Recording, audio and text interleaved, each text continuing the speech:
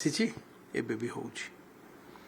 ଗତ ବର୍ଷ ଆମେ ଗୋଟେ ଟ୍ରାକ୍ ରଖିଥିଲୁ, ପ୍ରାୟ ଗୋଟିଏ ସିଙ୍ଗଲ ଦିନ ଏମିତିଆ ଥିଲା ନାହିଁ ଯେଉଁଠି ଛୋଟ ବଡ଼ ମୂର୍ତ୍ତି କୋଉଠି ଚୋରି ହେଇନି। ଆମେ ଗତ 10 ବର୍ଷ ହେଲା এই ମୂର୍ତ୍ତି ଚୋରି ଇସ୍ୟୁକୁ ସରକାର ପରେ ସରକାରକୁ ଆମେ ଲେଖିଛୁ। ଆଗେ ଦେଖନ୍ତୁ, ଓଡ଼ିଶାରେ ଆମର ଅନପ୍ରୋଟେକ୍ଟେଡ୍ ମନ୍ୟୁମେଣ୍ଟ, ଓଡ଼ିଶାରେ 88 to 90 ASI ପ୍ରୋଟେକ୍ଟେଡ୍ ମନ୍ୟୁମେଣ୍ଟ ଯେଉଁଟା ଆର୍କିଓଲୋଜିକାଲ ସର୍ଭେ ପ୍ରୋଟେକ୍ଟ କରେ। 218 ହେଲା ଷ୍ଟେଟ୍ ଆର୍କିଓଲୋଜି, ଗୋଟେ ହେଲା ୱାର୍ଲଡ ହେରିଟେଜ ସାଇଟ୍ କୋଣାର୍କ ଯେଉଁଟା ୟୁନେସ୍କୋ ଅଣ୍ଡରରେ। ସମୁଦାୟ ମିଶିଦେଲେ 300 ଟୁ କମ୍ ମନ୍ୟୁମେଣ୍ଟ ଏମିତି ଅଛି ଐତିହ୍ୟ ଯାହାକୁ ପ୍ରୋଟେକ୍ସନ୍, କିଛି ଲେଭେଲ୍ ଅଫ୍ ପ୍ରୋଟେକ୍ସନ୍, ମୁଁ ବି କହିବିନି ପୁରା ପ୍ରୋଟେକ୍ସନ୍ ଦିଆଯାଏ, ଯାହାକୁ ସଂଜ୍ଞା ନିଆଯାଉଛି, ଅବଗତ ଅଛନ୍ତି ଆଉ ସରକାର ଆଙ୍କୁ ରେକଗ୍ନାଇଜ୍ କରେ।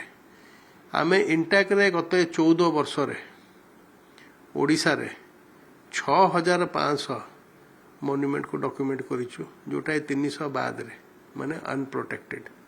ଆଉ ଏ 6500 ହେଲା 19ଟା ଜିଲ୍ଲା। ଯଦି ଆମେ 11ଟା ଜିଲ୍ଲା ଆଉ କରିବା, ମୋ ଅନୁମାନରେ 10,000 ଟୁ ବେଶୀ ଅନପ୍ରୋଟେକ୍ଟେଡ୍ ମନ୍ୟୁମେଣ୍ଟ ଆମ ରାଜ୍ୟରେ ଅଛି। এই ମନ୍ୟୁମେଣ୍ଟର ବାପା ମା କିଏ ନାହାନ୍ତି, କେଉଁଠି କେଉଁ ଗାଁ ପରିଚାଳନା କମିଟି, କେଉଁଠି ସେ ଏଣ୍ଡୋମେଣ୍ଟ ବାଲା ଲୋକାଲ ବଡିକୁ କରିକି କରୁଛନ୍ତି, କିନ୍ତୁ ତାର ରଖରଖାव ଆଉ ତାର ସେଫ୍ଟି, ସେ ପାର୍ଶ୍ୱ ଦେବତା ସେଫ୍ଟି ହଉ, ସେ ମେନ୍ ସେଫ୍ଟି ହଉ, ବହୁତ ମନ୍ଦିର ପରାସାରରେ ବି ଏମିତି ମୂର୍ତ୍ତି ପଡ଼ିଛି। ଆଜ୍ଞା ରାମ୍ପେଣ୍ଟ ଚୋରି 5 ବର୍ଷ ତଳେ ଆମେ ପ୍ରାଚୀ ଭ୍ୟାଲିର ଡକୁମେଣ୍ଟେସନ୍ କରୁଥିଲୁ। ଆମେ ପାଇଲୁ ଯେଉଁ 10-15 ବର୍ଷ ତଳେ ସବୁ ମୂର୍ତ୍ତିର ଫଟୋ ଥିଲା ଡୋନେସନ୍ ବହିରେ, ସେ ମୂର୍ତ୍ତି ଗୁଡ଼ା ଆଉ ନାହିଁ।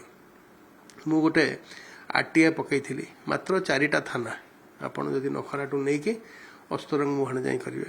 ଆମେ ପାଇଥିଲୁ ଗତ 10 ବର୍ଷରେ ପ୍ରାୟ 110ଟା ମୂର୍ତ୍ତି ଚୋରି ହେଇଛି ଖାଲି ପ୍ରାଚୀ ଭ୍ୟାଲିରେ। ରିକଭରି କେତେ ହେଲା? ଗୋଟିଏ।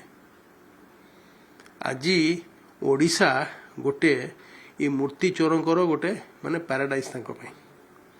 ଯେଉଁ ରେଟ୍ରେ ମୂର୍ତ୍ତି ଚୋରି ହେଇଛି ଆମେ ବାର ସରକାରକୁ ଲେଖିଛୁ। ଏବେ ମୁଁ ଆପଣଙ୍କୁ ପ୍ଲସ୍ ପଏଣ୍ଟ ବି କହିବି। ଆଜ୍ଞା ଏଇଟା ନୁହେଁ କି ଯଦି ମୂର୍ତ୍ତି ଚୋରି ହେଉଥିଲା, ଆମେ ପାଇଲୁ ଗତ 40 ବର୍ଷରେ ପ୍ରାୟ ଓଡ଼ିଶା ପୋଲିସ 1100 ମୂର୍ତ୍ତି ରିକଭର କରିଛି। 1100 ମୂର୍ତ୍ତି ରିକଭରି ପୋଲିସ କରିଛି, କେଉଁ ଇନଭେଷ୍ଟିଗେସନରେ କରିନି। କେଉଁଠି ବର୍ଡରରେ ଧରିଦେଲେ, କେଉଁଠି ଏୟାରପୋର୍ଟରେ ଧରିଦେଲେ, କେଉଁଠି କାହା ଘରେ ରେଡ୍ ପକାଇଥିଲେ, ପୁରୁଣା ଆକାଉଣ୍ଟ କରିପାରିଲେ।